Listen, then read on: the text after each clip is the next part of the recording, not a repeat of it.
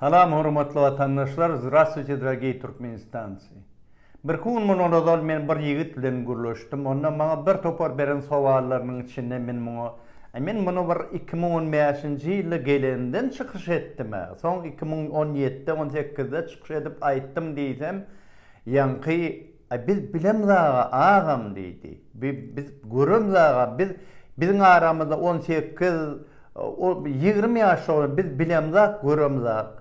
Men sizin hemmeňiz aýdýan. Inha men 2015-nji ýylyň 14 sentýabrynda geldim. Bir aýa ýetip ýetmänem çykyş etdim. Ne bölüklep görköçýök.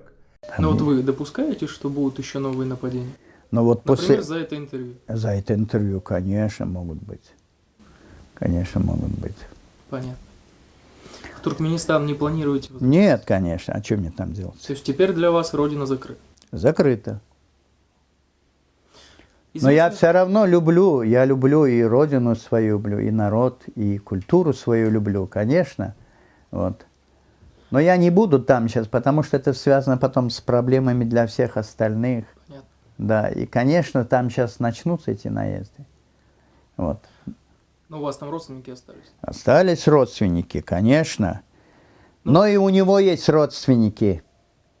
И у них у всех есть родственники. И любая чашка рано или поздно наполняется. И отвечать придется. Мы терпели и терпим.